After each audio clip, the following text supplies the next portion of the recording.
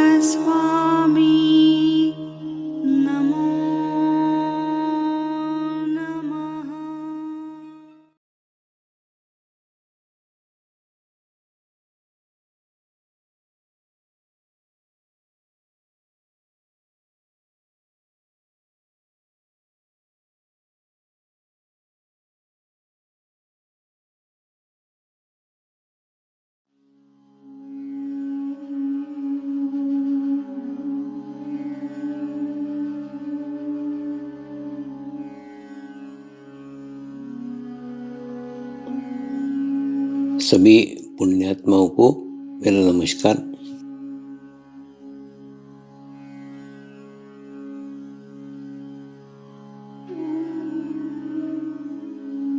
गुरुर्ब्रह्मा गुरुर्विष्णु गुरुर्देवो महेश्वरा, गुरु साक्षात परब्रह्म तस्मै श्री गुरुवे नमः।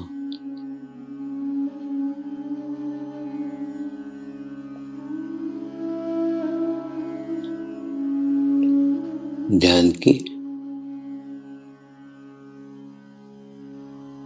उस स्थिति में जाएंगे जहाँ शरीर भाव पूर्णतः समाप्त हो जाता है।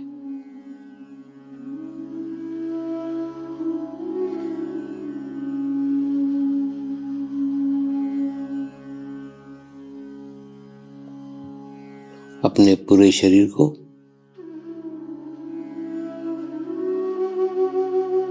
पूर्णतः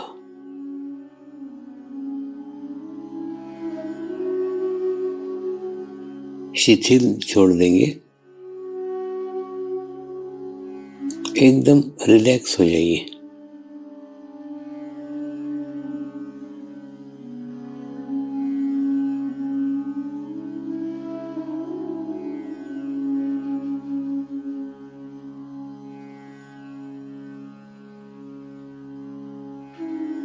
मेरे साथ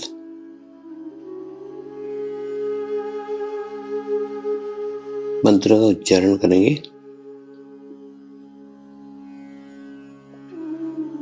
मैं एक पवित्र आत्मा हूँ।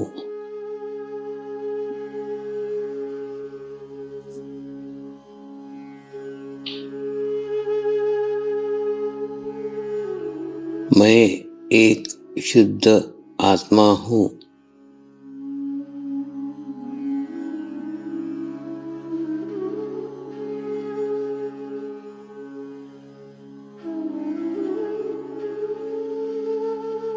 मैं एक पवित्र आत्मा हूँ।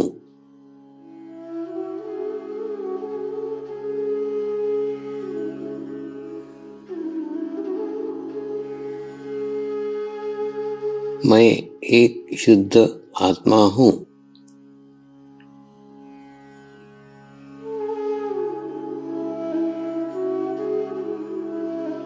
मैं एक पवित्र आत्मा हूँ।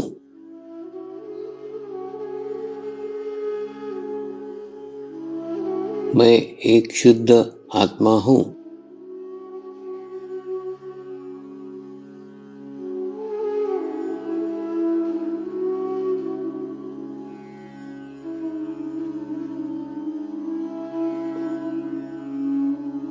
अब इसी आत्मा भाव को बनाए रखते हुए गुरु मंत्र का उच्चारण करेंगे।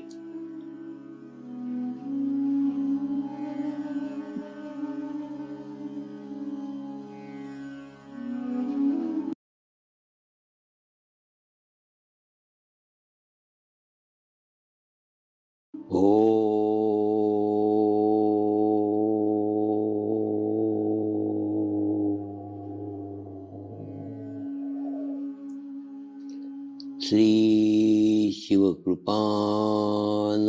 स्वामी नमो नमः।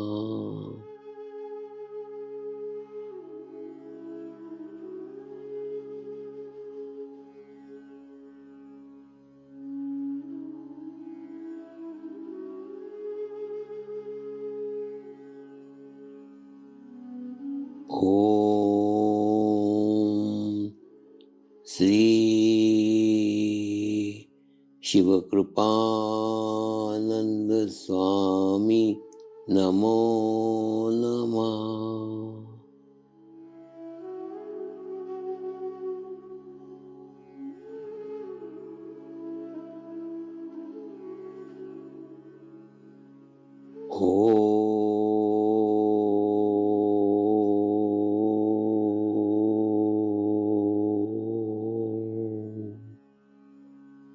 श्री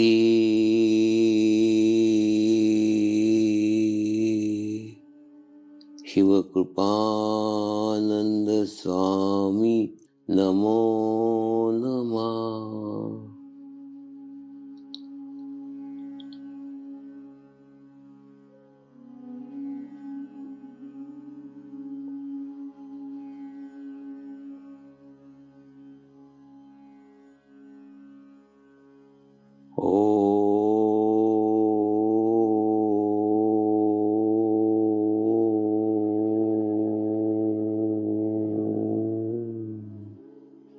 श्री शिवकृपानंद स्वामी नमो नमः।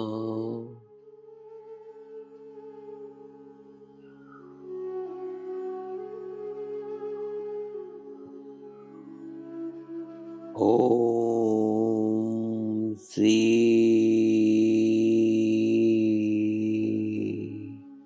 शिवकृपानंद स्वामी नमो नमः।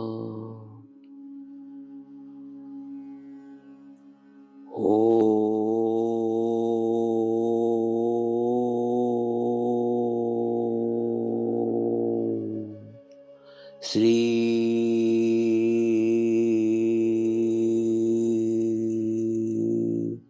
शिवकृपानंद स्वामी नमो नमः।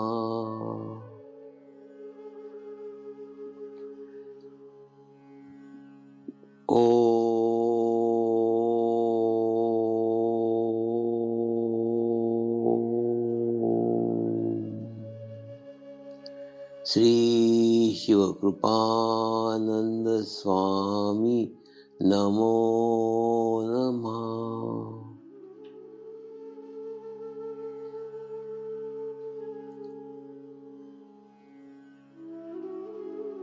ओम श्री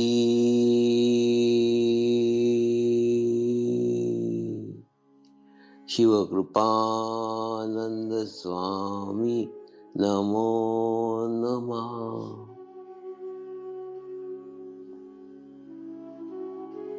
ओम श्री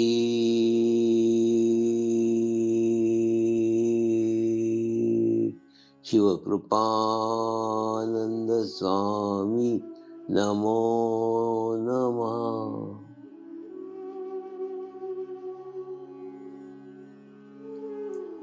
अब आप अपना चित्त सहस्त्रार पर रख के थोड़ी देर के लिए ध्यान में जाएंगे।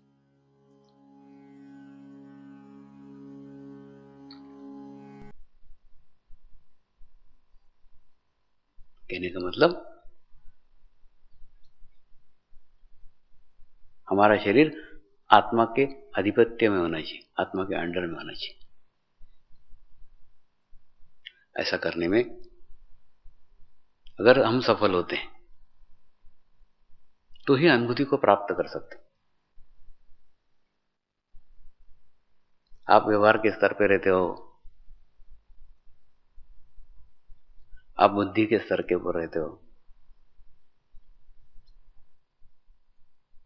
तो पल पल मुझे भी आपके स्तर तक जाना पड़ता है, मुझे भी नीचे आना पड़ता है। आप लंगड़ाते हो, मैं लंगड़ाता हूं। आप तुतलाते हो, मैं तुतलाता हूं। आप मस्ती करते हो, मैं मस्ती करता हूं। क्योंकि आपके अलावा मेरा खुद का कोई अस्तित्व ही नहीं है। आप शांत रहोगे, मैं शांत रहूंगा। आप मौन रहोगे, मैं मौन रहूंगा। आप चैतन्य की भाषा जान जाओगे, मैं चैतन्य में बात करूंगा। ये प्रवचन की आवश्यकता ही नहीं है, ये भाषा की आवश्यकता ही नहीं है। इस भाषा से परे एक और भाषा है,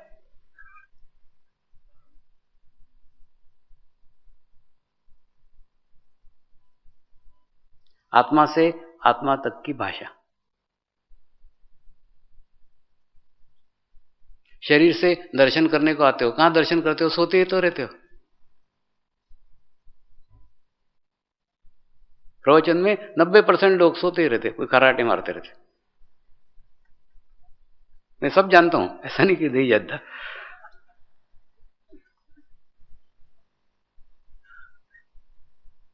अरे जहां ग्रहण करने की चीजें, दर्शन करने आओ तो दर्शन करो ना, लेकिन दर्शन करो उस शक्ति के जो इस शरीर के परे है, जिस शक्ति का ये माध्यम है।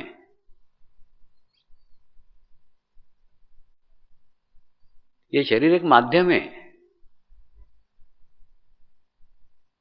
इसके माध्यम से उसका दर्शन किया जा सकता है। यहां आंखें बंद करके बैठते हो,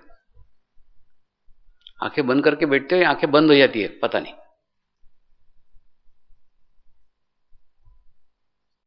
जागो, आंखें खोलो और देखो इस शरीर के परे क्या है,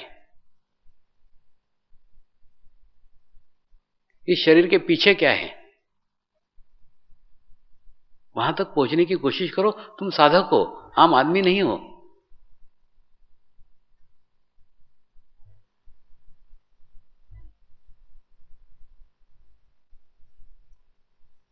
सूरत में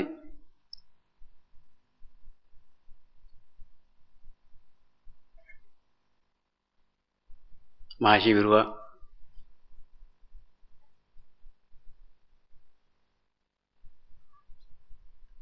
एक न्यूज़पेपर के मालिक मुझे मिलने आए।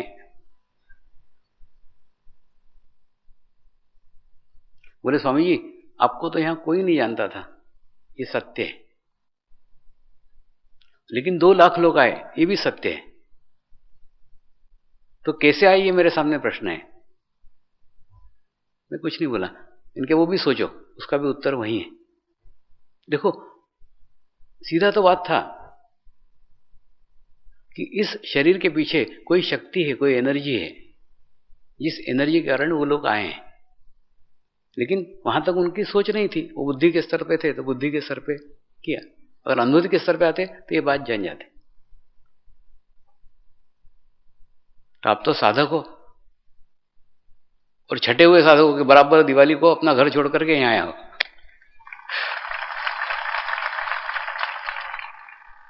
तो इसलिए मेरे को तुमसे ज्यादा अपेक्षा है। जैसे एक आधा लड़का रहता है कि क्लास में रेगुलरली बैठता है, तो फिर टीचर को भी लगता है कि रेगुलर आ रहा है तो उसकी बराबर पढ़ाई होनी चाहिए। तो उसी हिसाब से जब इतना सब कुछ त्याग करके आए हो, तो आज वो दर्शन कर लो जो पीछे शक्ति कार्यरत है।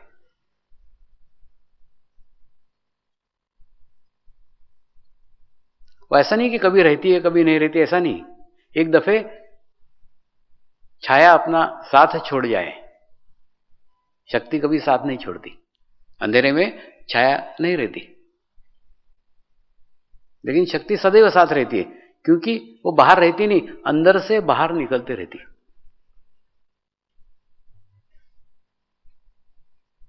ये आज इसलिए कह रहा हूं,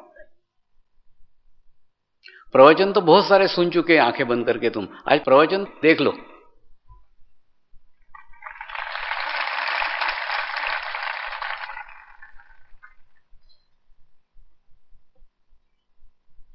तो कौन सी ऐसी शक्ति है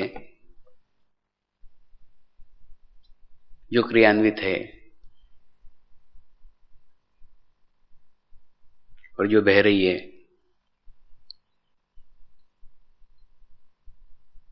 उसको अनुभव करने की आवश्यकता है।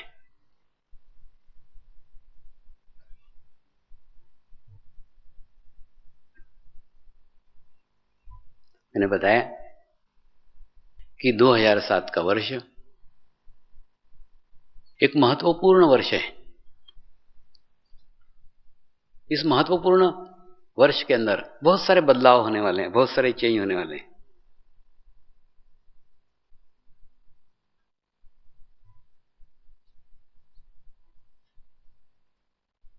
आमूल परिवर्तन होने वाले हैं।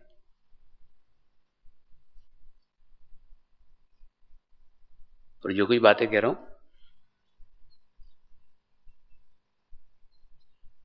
वो ये 2007 में समझ पाओ नहीं समझ पाओ, लेकिन 2007 से इसकी शुरुआत हुई थी, इसका एहसास जरूर आपको अगले साल देंगे।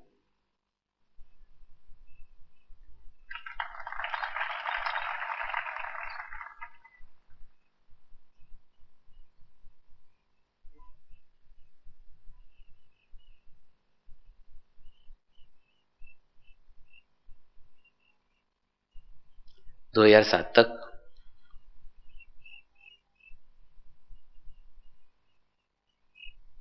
जो कुछ कार्य हुआ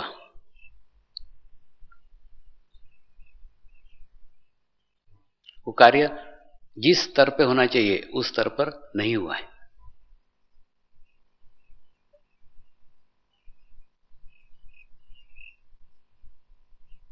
उसका क्या कारण है वो बताता हूं।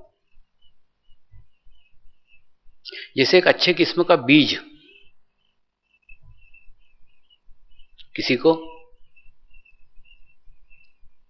प्राप्त भी हो जाए, उसने उस बीज को संभाल करके रखा, सड़ने नहीं दिया, संभाल करके रखा, बीज को सड़ने नहीं दिया। लेकिन बहुत ज्यादा ही संभाल करके रखा कि अंकुरित भी नहीं होने दिया, सड़ने भी नहीं दिया, अंकुरित भी नहीं होने दिया।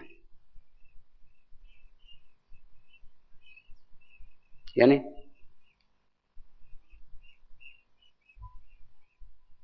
सड़ने नहीं दिया का अर्थ है उन्होंने ध्यान छोड़ा नहीं, 7 साल में ध्यान से जुड़े रहे, ध्यान करते रहे, लेकिन अंकुरित नहीं होने दिया, यानी विकसित नहीं किया। मैंने आज शुरू में कहा था, उसकी बूंद की यात्रा जो शुरू हुई है वो देने के शुद्ध इच्छा से हुई है। जब तक तुम दूसरे को दोगे नहीं तब तक तुम्हारी प्रगति होगी नहीं, तुम अंकुरित होंगे ही नहीं। 7 साल तक संभाल के रखे हुए हो, रखा है, संभाल के रखा है, बहुमूल्य है, संभाल के रखा है, लेकिन अंकुरित नहीं हुआ ना। अंकुरित इसलिए नहीं हुआ क्योंकि दूसरे को देने की इच्छा ही नहीं हुई। अरे बाबा, ये बीज उस कंपनी का है जिसमें देने की इच्छा प्रथम है, वो रखोगे तो विकसित होगे, तो अंकुरित होगे, तो वृक्ष बनोगे। सिर्फ संभाल के रखने वाली चीज थोड़ी है ये। तुम्हारे हाथ से जितना गुरु कार्य होगा, जितना प्रचार कार्य होगा, उतना तुम खुद तो अपनी प्रगति करते चले जाओगे, खुद अपना प्रोग्रेस करते चले जाओगे। ऐसे 2007 के दिन बीते हैं।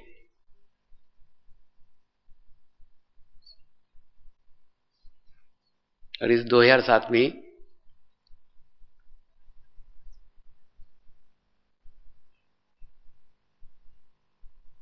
एक नई घोषणा करने जा रहा हूं कि अब 2008 से सब युवा लोगों को ये समर्पण सौंप देंगे।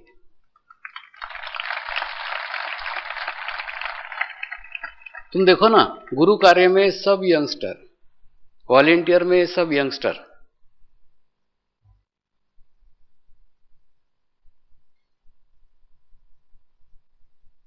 तो अच्छा है कि उन्हीं को सौंप दो। इसलिए 2008 युवा वर्ष के रूप में होगा, उन्हीं के लिए सारे कार्यक्रम होंगे।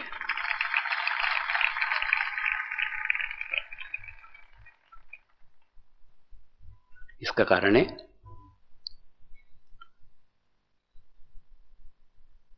जिन्होंने अपने जीवन काल में हमारे लिए सोचा, हमारा विचार किया, इसलिए ये समर्पण ज्ञान हम तक पहुंच पाए। ठीक उसी प्रकार से अगर हम हमारे जीवन काल में अगली पीढ़ी के लिए सोचेंगे तो ही अगली पीढ़ी तक पहुंच सकता है, वरना तो सब मेरे बराबर आसपास के आगे पीछे के सब एक साथ ही जाएंगे और समर्पण भी एक साथ ही जाएगा।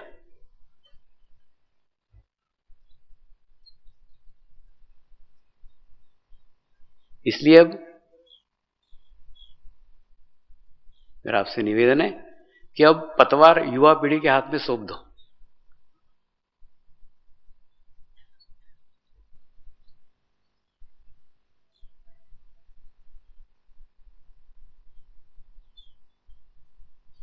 अब उन्हें चलाने दो।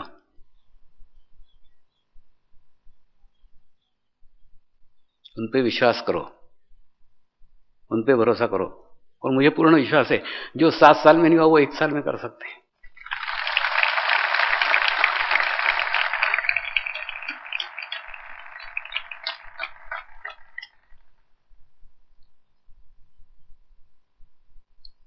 नाव की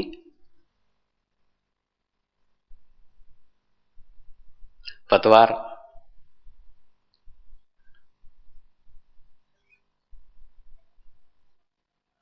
युवा पीढ़ी को सौंप दो।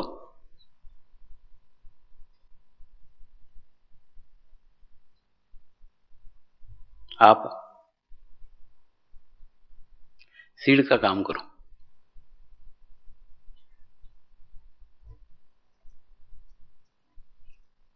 उनको संतुलित करने का काम करो, उनको बैलेंस करने का काम करो।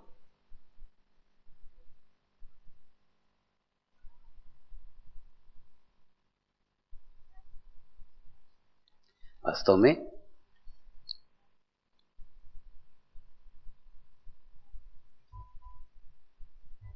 समर्पण ध्यान का मिशन ही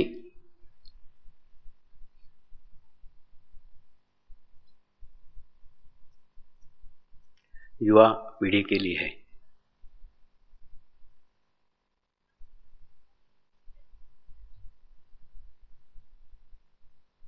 अभी हाल ही में जूनागढ़ पे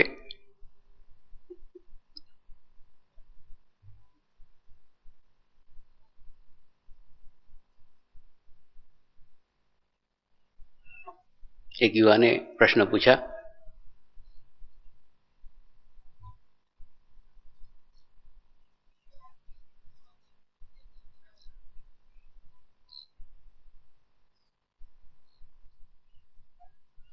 युवाओं का समर्पण ध्यान में क्या रोल है? मैंने उनको उत्तर दिया, सारा समर्पण ध्यान ही उन्हीं का है, उन्हीं के लिए।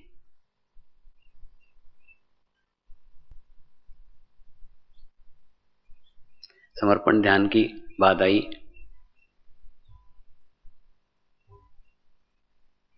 युवा पीढ़ी की बात आई,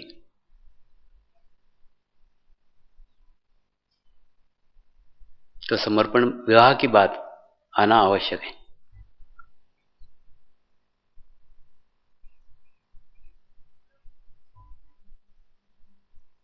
समर्पण विवाह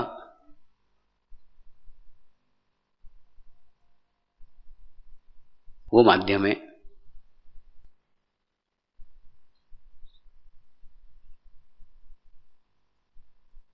जिस माध्यम से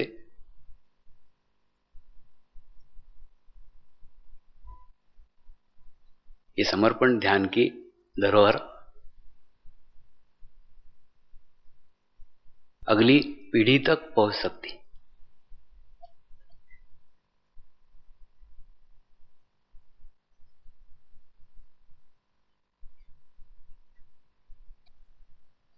मेरे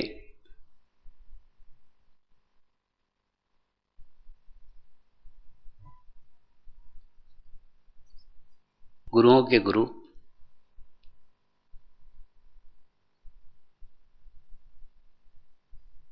इस धरती पे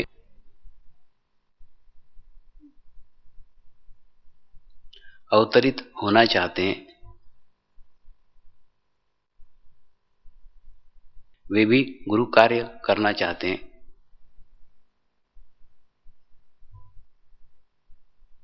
लेकिन उनको आमंत्रित कर सके ऐसे माँ बाप नहीं मिल रहे।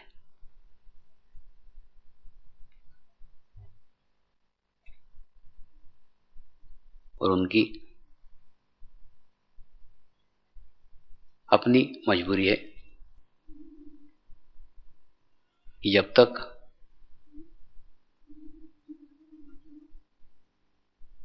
ऐसे माँ बाप नहीं मिलते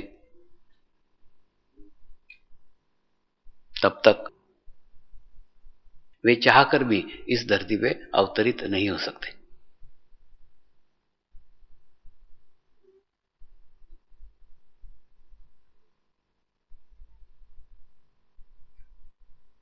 इसीलिए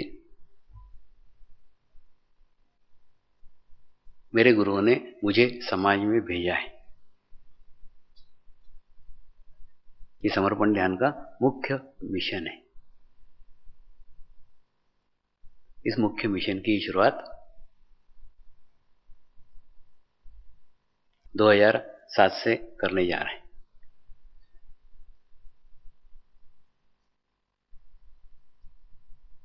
2007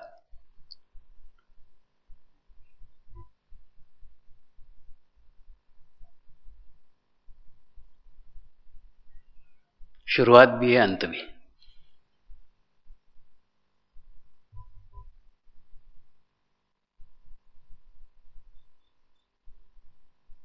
एक नया अध्याय शुरू करने के लिए इस प्रकार एक अध्याय की समाप्ति करना आवश्यक है, तब तक नए अध्याय की शुरुआत नहीं हो सकती।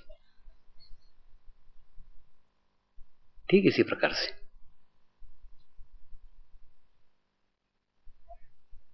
हम एक अध्याय की समाप्ति करते हैं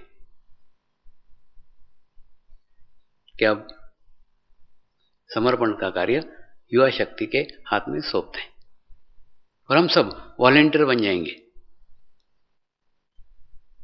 है ना, आपको भी आने का रास्ता है, बैकडोर एंट्री। वॉलेंटियर बन के आओ। अब वही जगह बाकी है, बस अब कुछ नहीं, बस अब भर गया।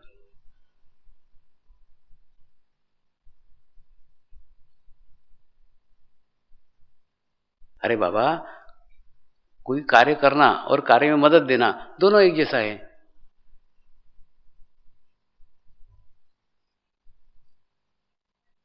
आप मदद तो कर सकते हो ना। देखो, इसको मदद करने का है, उसके पास 1000 रास्ते। जूनागढ़ में गुरु पूर्णिमा हुई थी,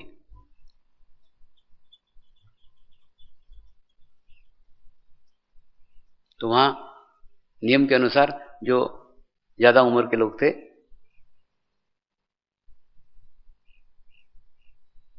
उनको गुरु पूर्णिमा में नहीं आने दिया। तो वो घर पे रोते नहीं बैठे, बुरा नहीं माना, उन्होंने रास्ता निकाला, मार्ग निकाला। जितनी धर्मशालाएं थी जहां साधक रुके हुए थे, उन साधक के वहां वो सेवा दे रहे थे।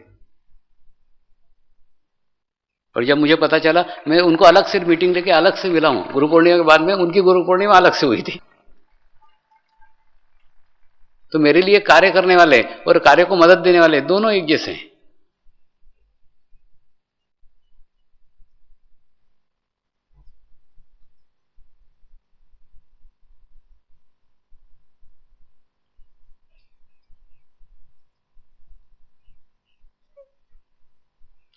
अपने उम्र के अनुसार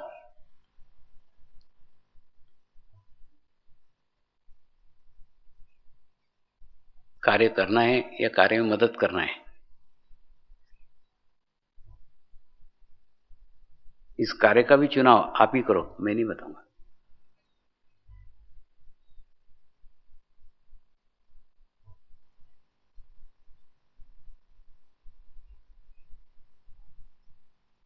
दो 2007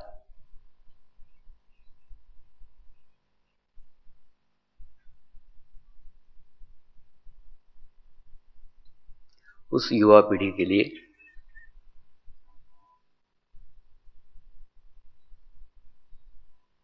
अनेक मायने में बड़ा महत्व रखता है।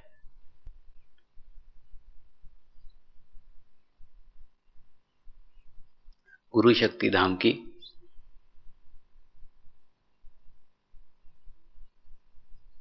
परिकल्पना ही भविष्य में आने वाले पीढ़ियों को दीप स्तंभ साबित करने की,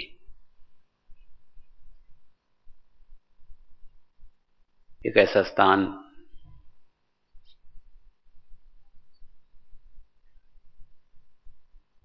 एक ऐसी जगह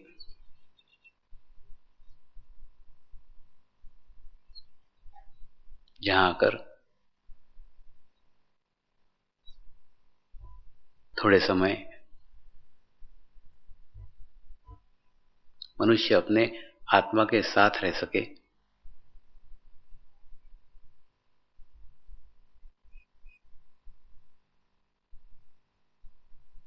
अपने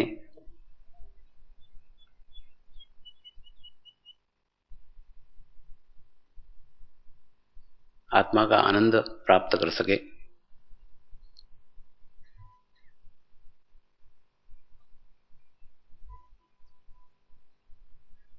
एक ऐसा स्थान जिस स्थान पे जाके अपने आप को संतुलित कर सके, अपने आप को बैलेंस कर सके।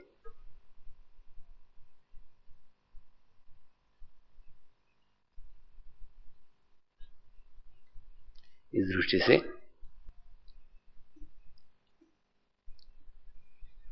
इस स्थान का निर्माण किया है।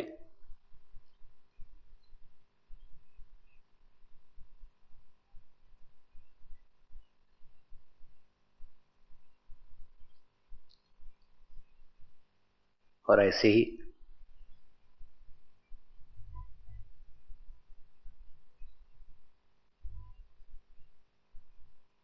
एक और घटना इसी साल में हुई।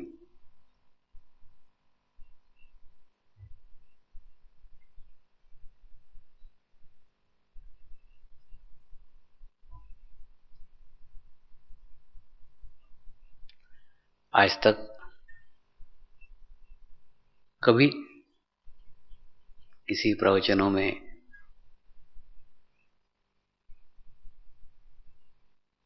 किसी लेखों में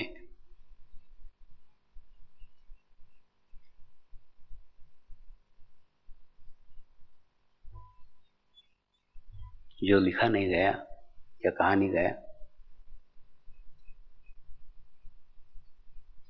वो एक पुस्तक के माध्यम से बाहर आ गए। 45 दिन तक गहन ध्यान के अनुष्ठान के बाद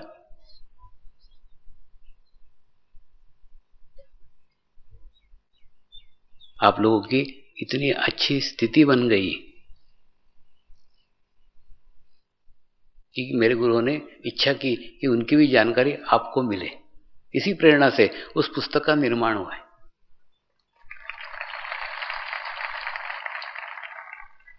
उस पुस्तक निर्माण का भी श्रेय मैं आपको ही देता हूं। ये सब जानकारी, ये सब इंफॉर्मेशन तो मेरे पास थी, निकली क्यों नहीं?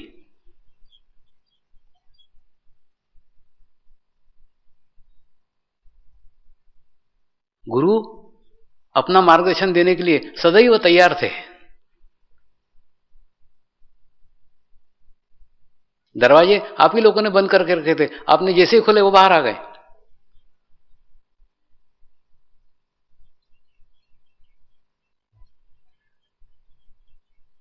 तो हिमालय का समर्पण योग नामक एक पुस्तक, एक बहुत बड़ी किताब निर्माण हो गई है इसी दिन के अंदर।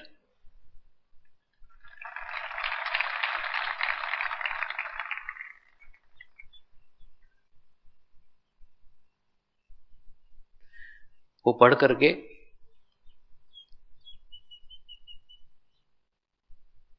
आपको वो जानकारी प्राप्त होगी जो कभी बोली नहीं गई, बताई नहीं गई। इसलिए नहीं बताई गई क्योंकि वैसी स्थिति नहीं थी।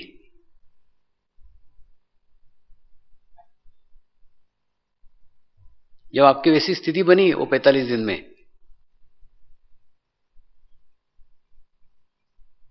जब वो गुरु आके यहां दर्शन देके गए,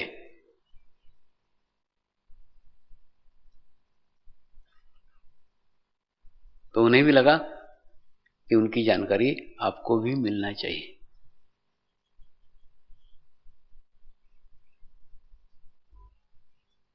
दूसरा मेरा ये अनुभव रहा, मेरा ये जो प्रवचन रहता है ना, ये भी आपके ऊपर ही निर्भर रहता है। आपका रिसीविंग अच्छा है, अच्छा प्रवचन होगा। आपका रिसीविंग अच्छा नहीं है, अच्छा नहीं होगा। यानी ये अच्छा प्रवचन होना नहीं होना पूर्णतः आपके ऊपर निर्भर है। अगर आप इच्छा करो तो बोलते चले जाऊंगा, आप इच्छा नहीं करो नहीं बोलूंगा। मतलब मैं इसके लिए आपके ऊपर पूर्णतः निर्भर हूं, पूर्णतः।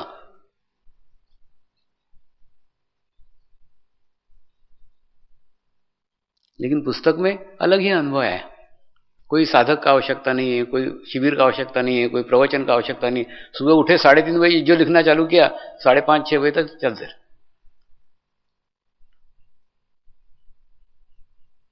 और ये प्रवचन में तो जो आप इच्छा करते हो ना, वो मैं बोलता हूं। मैं मेरे इच्छा से कुछ भी नहीं आता। स्टेज के नीचे पूछे यहाँ के क्या बोलने वाले हो मालूम नहीं, और यहाँ के उतर के पूछोगे तो क्या बताया पता नहीं। तो जो कुछ आप इच्छा करते हो, आपके इच्छानुसार वो अंदर से निकलता है। तो कभी आपने ये जानने की कोशिश ही नहीं की स्वामी जी आपका कैसा विकास हुआ, आपके कैसे प्रगति हुई, इसकी जानने की आपने कभी कोशिश नहीं किया, या वो स्थिति नहीं थी।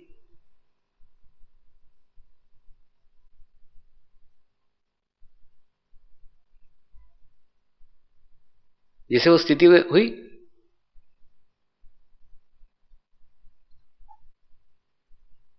वो खुद ब खुद बाहर आ गया। मेरा भी विकास क्रमबद्ध तरीके से हुआ है, लयबद्ध तरीके से हुआ है।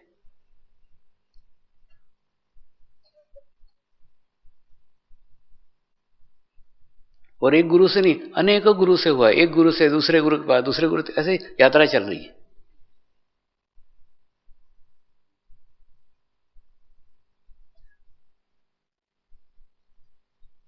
और ये पुस्तक सिर्फ 1-2 साल का वर्णन है, अभी तो बहुत बाकी है।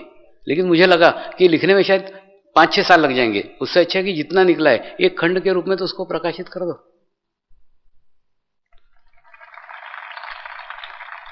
तो उसी पुस्तक का उद्घाटन अभी थोड़ी देर बाद गुरु मां करने जा रही है।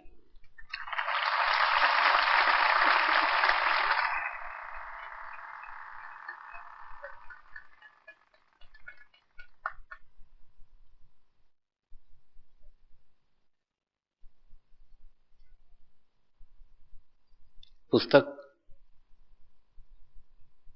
लिखने के लिए कुछ सोचना नहीं पड़ा,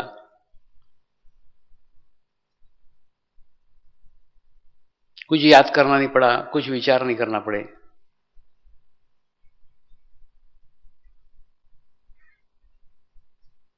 सिर्फ ध्यान में उस गुरुओं के चरण पे चित्त रख दिया, बस धीरे धीरे धीरे धीरे धीरे धीरे गंगा बहने लग गई, खुद ब खुद आता चला गया। और सिर्फ ध्यान नहीं, ध्यान से जुड़े हुए इतने सारे विषय उसके साथ में आए हैं। जो आया वो वैसा के वैसे ही तुम्हारे सामने प्रस्तुत कर दिया। आपको अच्छा लगेगा, बुरा लगेगा, क्या लगेगा, कुछ उसका कोई विचार नहीं किया।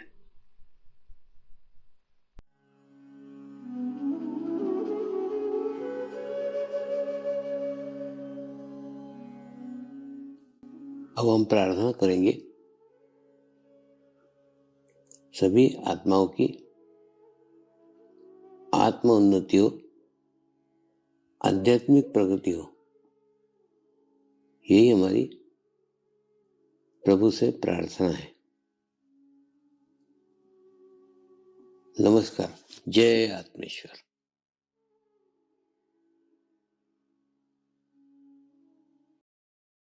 शांति पाठ करेंगे। ओम द्योः शांति अंतरिक्षगम शांति पृथ्वी शांति रापः शांतिरौषधयः शांति वनस्पतयः शांति विश्वे देवाः शांति ब्रह्म शांतिः सर्वगं शांति शांतिरेव शांति क्षमा शांतिरेधि।